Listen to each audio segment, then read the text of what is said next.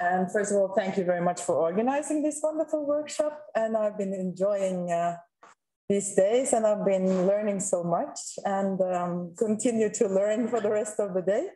Given me lots to think about, also from my own projects, which are or is ongoing, long-term ongoing. I'm jumping on and off this project of the translations of the Qur'an in Scandinavia. But we're now going to jump a few decades in time. And that's actually because we have to jump a few decades in time from what most of you have talked about before anything much is happening in the context that I'm going to talk about, at least anything much which is of our concern. So we're going to jump both to the 50s, 1950s, and to Scandinavia. So Scandinavia, Norway, Sweden, Denmark, there are so strong historical, political, and cultural ties between three countries that it makes sense to talk about them and study them as a region as well as individual countries. Of course, you have a majority, although a thinking majority of members of the national Lutheran churches. And in the period that I'm beginning in, at least in the early 50s, it could be like around 70%, 97%, and now it's getting to 70%. So the majority is thinking quite fast. And I'm talking about what I call the Scandinavian Qur'an, and by that I mean all the collected corpus of all the material that is available, that's partial, published, unpublished, complete, so all of it, I call it together the Scandinavian Qur'an to try to understand if this is something particular in comparison with the other contexts that people are looking at. And I also talk about this as a double periphery. So this is quite provincial, quite a provincial context. And the double periphery concept means something like, this is a region that is peripheral to the Muslim world, and the Muslim world is peripheral to this region. And maybe nowadays a bit less, but back in the early 50s, very much so. And what happened was, of course, during the 60s and 70s, influx of immigrants, and also with regards to Norway, the oil thing kicked in, of course. But we're starting in the 50s. But just to give you some idea, because some of you people have been talking about like 250 translations into languages, and here we're talking about very different kind of numbers. There is a very limited kind of numbers, but still there is a large diversity, both in commitment and strategy and form and function. And just to give a few examples, so the first complete and published translation is 1843. So it's quite late, but still. And this is a diplomat, adventurer, kind of a figure who translated, not a scholar, but he had at least some knowledge of Arabic. So he worked on the original text, probably, but also on other translations. And then we have the phenomenon of unpublished translations, which a few of you have also touched upon. And some of these are just found by coincidence. This is probably, the Lund one is probably a young guy. We don't know much about him, but we had 3 notebooks where he translated the whole text indirectly from Ullmann's German translation, but still he worked his way through the whole text, and we know very little about why, because at the time there was some interest in the Orient, even in the Norwegian context, but the scholarly interest, or the more intellectual interest, was limited to the scholarly context and the academia. So the most famous of these translations is Zetterson's Swedish translation from 1917. And then you have, this is, of course, he was a philologist. So his commitment, his stated commitment was to the text as language. And when you come to this academian as well, the same goes for him, but now we find the element of dialogue as well, strongly present in, at least in his introduction, and you can find it also places in his text. Bernström, Swedish as well, discusses to Zettersten. He thinks we need a new translation, and his concern is the needs of the Muslims. We come to this, I just mentioned just to get an idea, but my main focus will be Madsen, but I just mentioned. Wolf in 2006, she also discusses with the translation that I'm going more into, but not very directly, quite subtle, but her concern is the philologist's concern as well. Although she solves it in very different ways than the two other academians we have. And after, in the two last decades, we have a number of the translations coming out of different Muslim organizations and individuals as well, who have the more or less Dawaistic concern, but also paired with what we in the break called membership Dawa concern. So they all proselyte not only for Islam, but also for their particular, not only understanding, but also organization. And then we have Kåre Bluken, which might be familiar to you as the catalyst of the cartoon crisis controversy at the beginning of 2005 and 6, where he, with the whole thing started with him wanting to find people to draw, to illustrate Sirah and the Quran. And we couldn't find people, and the drawings that came in caused the whole cartoon crisis afterwards. Now, in 2020, he came out with a illustrated translation for children, and he's quite polemic. So his concern is somewhat polemic, but it is also a concern of freedom of expression. That is his explicit concern. So you have all these kinds of different commitments and concern. And the news so far, as far as I know, is this Brylund into Norwegian, and you have a translation into Swedish coming out this year with a explicit Shia-affiliated translator. So this is like an overall picture. Oh, let me see. But the main concern here is Abdus Salam Madsen. So this is a Dane. He is the first translator in the Scandinavian context to have an explicit commitment to Quranic truth claims, and also to a particular theological reading, although he works around that reading in his own individual ways. He started out as studying theology and he converts to Islam in 1956. And he is he studies the language, Arabic and so on. He works as a school teacher, and he becomes the emir and the spokesperson for Islam Ahmadiyya mission in Denmark. So he has a translation of the Quran. He also wrote other books in which he also discusses his own translation. And he must have been, I never met him, but he must have been quite a bold person, a bold personality. He had great ambition, and he worked really hard to get recognition for his organization, to have a mosque built in Denmark. And as you can see, he was also optimistic. Great possibilities for Islam in Denmark. He was categorically endorsing Mirza Ahmad Ghulam as a universal savior,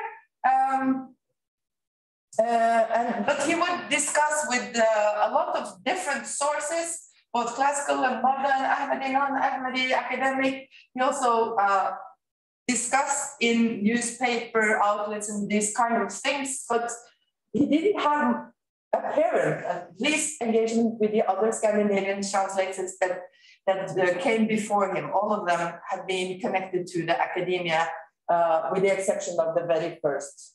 So there were translations before this, but they were all connected to the academic field.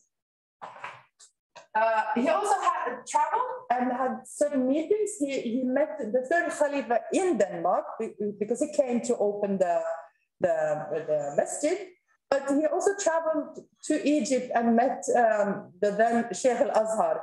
And he didn't go to discuss with the Sheikh al-Azhar to get endorsement for his translation. According to his own writings, on the contrary, he went to discuss with the Sheikh al-Azhar quite boldly to convince the Sheikh al-Azhar of his own views. So they discussed the issues of wahi and ilham and the concept of the Nabi and these kind of things. And what he writes is that, yes, we don't know if this was like the Egyptian courtesy and politeness, or if it was actually, but they said, yes, according to the right, yes. If this conception of Nabi is what you are claiming, yes, Ahmadis are Muslims. So this is what he's writing about. So he's quite, his personality must have been quite, So the early history of the Ahmadis in Scandinavia, the Muslims are very few at this point, few in between, some in Sweden, some in Denmark, maybe one in Norway, but we don't know very much. But the first thing that happened is, in this particular history, is that the Swede Gunnar, he converts in 1965 in London. And after that, Kamal Yusuf is sent as a missionary to Scandinavia with the ambition for the whole Scandinavian peninsula and relating between the three countries. He's first based in Sweden, then goes to Denmark, then goes to Norway, and is circulating around. And he's also very optimistic. Missionary in the Nordic countries is not so difficult. So this is an optimistic time on their behalf. And then we have the Danish, Svend Åge, who takes the name Abdus Salam, and you have a Norwegian, and almost 10 years after, you have a Swedish female convert, and of course you have others. You have a small handful of people, but these are, I mentioned because they are involved in the Qur'an translation. They get official registration, that means some kind of recognition in the early 70s only, so after 20 years. But they produced 3 translations. Madsen is issued in 60 and then published properly in 67, and then you have 88 and 96. So it's late, but they have 3 solid translations. Just to mention the current situation, now it is flipped because in this area, these are more or less the Muslims. And these converts have very strong positions and play major roles in the society, in the communities. Now, the situation is flipped. If you look at the current situation, Ahmadis have become a small minority among the Muslims. We have only estimates about total numbers, but you can see roughly. And common to the 3 countries is everything that has to do with the specifics of the Ahmadis, the history, the theology, and also how they organize themselves, and also the contestedness that they are not members of the Muslim umbrella organizations of the 3 countries. There have been incidents as well, but actually the biggest incident was at Nur Mosque in '85 when it was bombed. Actually, there was a bomb placed within the premises, but that was a neo-Nazi group, so it had nothing to do with the the intra-tensions, the contestedness within the Muslim communities. With regards to the particulars, so one important thing is the state funding, because in Norway you have a sort of, some kind of state funding, whereas the other countries don't have that. So that means also that we have more precise figures for Norway. So that is just a little bit on the present situation. So Madsen's translation, I will say a little bit about the publication history, because it's quite significant when it comes to this translation. It was first published in installments in 1960, and this is not always mentioned. Normally one mentions 67 when this history is written or spoken about, because this is just a subscription edition. But what is interesting is that the publisher is the local Ahmadiyya movement. Kamal Yusuf, our missionary, if you remember, who is still going strong, by the way, living in Norway nowadays. He, the same figure, just to, he writes the foreword, so the translation is endorsed, but I don't know if he had any connections, if Madsen had any direct connections to people in Pakistan, for instance. I haven't found proof of that other than what he says himself in some of his. And he was much more occupied with talking to GloQur, actually, in his own little booklet about this. Anyway, he is credited in this foreword, but not mentioned by name. So Kamal Yusuf says that we have a dedicated convert who has done this translation, but he doesn't name him. But it was still known who he was. I found notices in newspapers and stuff that said, mentioned his name, so it was known, but he was not credited. But when it was published in 1967, it was published at the local publishing house, a regular publishing house, and they were known for cultural, literary, philosophical, this kind of books. And now we have an identical foreword. We have Madsen mentioned in the foreword and credited on the colophon. And it is, the text is identical, but you can see that the layout is different. And it is printed on cheap paper. It's always mentioned that it is printed on cheap paper in the back, in a paperback edition, 3-volume paperback edition. But it had some dissemination. We know that from, at least from library records, and it was reprinted, so it had some dissemination. And it keeps being reprinted. Now at a different publishing house, but that is a publishing house that bought the first one. So they still have copyright and they still publish. And another detail is that the last edition was with an index, which was specifically against Madsen's views that we will come back to. The publisher's note, the commercial note, is that this translation is pure and direct. The interpretation takes place in the footnotes.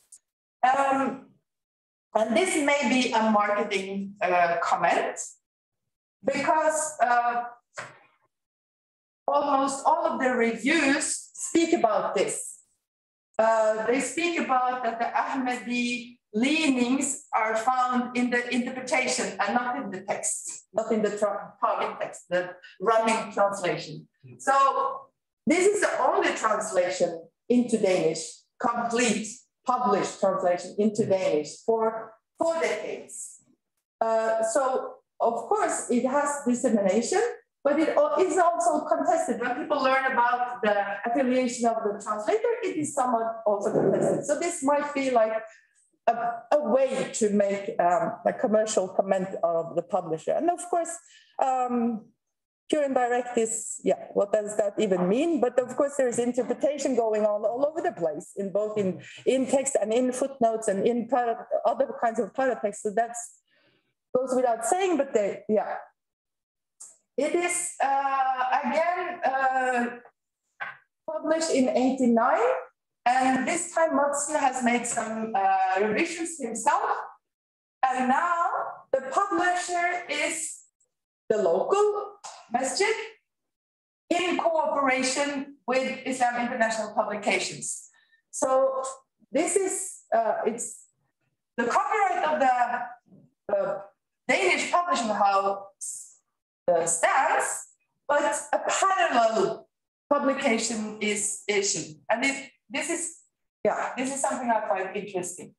The translator is now credited on the title page, and the translator has made revisions, and now the translator has his own forward, also speaking a little bit of his strategies. And this is the version that is currently on the international, the official Ahmadiyya web. So this is the one that has endorsement and is promoted. And it is, of course, also a different kind of print than this one, which is on cheap paper. This is a beautiful one and hardback in the book, but of course the online edition is of great use nowadays. So in both the Yusuf and the Madsen forwards, something is said about method, and one important thing is, of course, that the revelation as well as continued revelation is important to understand revelation. So the intra-Quranic explanations and also the continued revelation, especially from Mirza Ghulam Ahmad, is important as a source for interpretation. It is explicitly noted that this is an important part of a missionary commitment. And we will see that Madsen has his own take on that. But it has no index. And that Madsen says that this is to encourage a holistic rather than a atomistic reading of the text. So when the publisher republish it with an index is actually in contradiction to the translator's own view of the matter. There is a list of sources. Sher Ali is mentioned by now, of course. His translation is out. Muhammad Ali, 1917, is not mentioned. And there is no reference to other Scandinavian translations or even other Scandinavian literature on Islam in general. So this is something that can be looked into. There is lots of discursive paratext, and this is inspired by linguistic arguments, and it's referring to blame, for instance, different sources, rational proofs, and he follows Muhammad Ali quite closely. Not completely, and he has his own twists on things, but quite closely. I mentioned he was not in the list of sources. And in another book, I'm not sure if I mentioned it later, but in another book, he actually places Muhammad Ali, Madsen places Muhammad Ali in the Lahori branch, and he says the deviant Lahori branch. You know, so he doesn't mention him as a source, but actually, in actual fact, it's very much referenced and reworking of Muhammad Ali's comments. So one method is to use brackets, different kinds of brackets, in order to explain the text. Also in the running translation. So, for instance, this way of explaining what the concept of Muslim means, and then working his way around the particularistic versus the universalistic understanding of Islamism. You talked a little bit about, so I don't have to go into that because it was mentioned already, so you get the drive probably. This is in contrast to the other Scandinavian translators, which mostly choose one or the other, either looking at is submission or as institutional, as an institutional relation. So his comments are often on both on current concerns, but also with a rationalistic bent. For instance, alluding to the hell of atomic warfare. This is in comments, in footnotes. So I will just run a little bit quickly through some of these examples so that you get an idea without me using too much time. Also, there is a lot of cultural criticism in these comments. Rulers and governments' authority is undermined, is an explanation or an association to the statement that so mountains are flat, what are mountains? Authority. So these are kind of ideas that comes through in the comments, whereas the translation itself, I've back translated some way into English, are quite common, or not commonsensical, but common. Yeah, and the motivation being dawa, as I said that they were stating in the introduction. So in Madsen's idea, there is a doubleness here of Ikrafuddin being translated as there should be no compulsion in religion. So not only he translates it in a modal way, so there should be no compulsion. That is also in difference with other translators who go for there is no, right? And he says this is the first codification of the principle of freedom of religion, but then he says, and he says because the truth. So it's not like freedom of religion and acceptance for everything, freedom of religion, because truth is always easily separated from lying. On the other hand, we should argue them with the best arguments. And his comments are really argumentative all the way. And he says, for instance, arguing against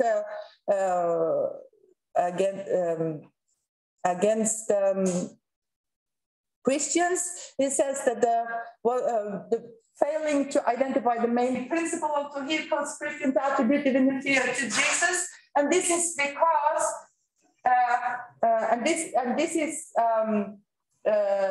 the main principle idea is something that comes out of the words of the Muhakamat and the Mutashabihat, and the idea of main principles as guiding devices is something very strongly advocated in this translation. And then we come to the prophetology, which is, of course, central also to the discussion. It's quite conventionally translated, seal of the prophets. But then in the footnote, the explanation comes out that places this translator and this translation in the Ahmadiyya tradition. And if we just look at all the other, or some of the other Scandinavian translations, it's the same convention is going on. It's just a synonym. Sigil is just a synonym for seal. So they all go for this conventional translation, and none of them have any footnotes explaining what this means. Yeah, I will wrap up now. I will just say a little bit about the reception and readership. As I said, the contestant is there, but there are also 4 decades of this one being the only one. So it was in use, and it is still in use. But there are lots of, we don't have much empirical data on actual use. And this goes for a lot of the material that we all work on. The empirical data is something lacking and something that is very interesting to find out more about. There is a good dissemination based on library records. And The first Norwegian complete translation was only published in 1980, and Norwegians read or should read Danish quite easily. So, and it was disseminated according to library records again in Norway. So it actually probably was used in Norway. But the main reception and readership, we can find it in other translation also embedded in the Ahmadiyya institutional networks. So we have the Swedish one, and here Qanita Sadiqa, who was a convert back in the first slide, comes into the picture, and she is a female convert, publishing her translation in '88, so 3 years before Ahmad Rahman Omar, actually. So this is into Swedish, so of course the Swedes have to have a female translator before anyone else, of course. It goes without saying. This is also 2 editions, but it is without footnotes. So it replicates Madsen in the translation text quite closely, but the footnotes are left out. But in the second edition, it is revised and very much according to the Sherali translation. So something has happened here very quickly, very quickly. And into Norwegian as well, 96. This one is much closer to Madsen, both in text and in footnotes. The footnotes are almost just translated. And this is, according to rumors, under revision. So it will be exciting to see what happens in the revised version. This is, by the way, searchable on a local website, whereas the others are only available on the web through the official international website. So just to, how they differ and are similar to each other, the 3 of them. And then now an important point actually is the availability of the discursive material. In school textbook sightings, for instance, Madsen was alone. For decades, it was the one cited in school textbooks and in many other books, probably even in newsletter, news articles and stuff like that. And of course, they don't cite with the commentary. They cite the translated text only.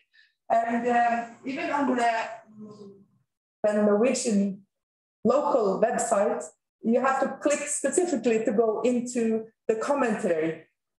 And if we just look at this one example, we see that the translation is conventional.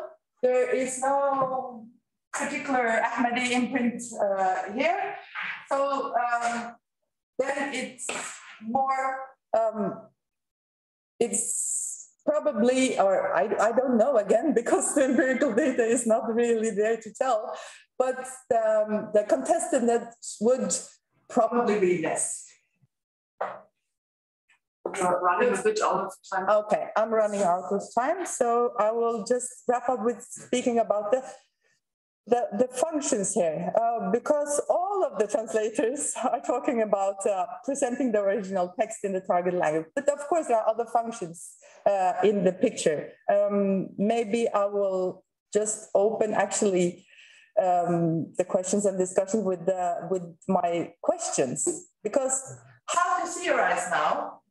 I mean, these are questions in the GloQur project as well, but I would like to open for a more general discussion on how to theorize these translations in view of the relation between the target text and paratext, not only in the text and not only on the level of the motivation of the translator, but also on the level of the function of the text, which is tying into the reception. And another thing is also how useful is the classification of translations according to religious affiliation of the translator. Of course, that is the premise of this project is comes out of that somehow, and it's very conventional. We classify all the time Muslim and non-Muslim translations. But then we only speak about motivation and concerns, maybe. And when we go into the text, sometimes you can find traces of that, and sometimes not. And when you go into reception, it's even more complicated. And the functions of the text is even more complicated. So how meaningful is really the term Muslim as an analytical term in our context, and all the subdivisions as well? How meaningful is really that? And even more so if we talk about motivation versus function with regards to dawah, because, and this is my last word, promise, all translate the text, and the text speaks to people. Yeah, you have nets. It speaks to a lot of different categories, but it also speaks to people. Yeah, you have nets.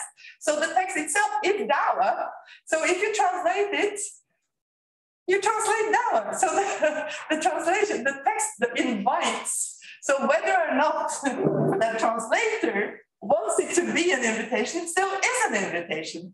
And this is where the motivation and the function, in a way, we talk about dawah in one sense when we talk about it analytically, but it comes into the picture in another sense as well when you talk about what the text does or is. Yeah, and maybe that can be my final. Thank you.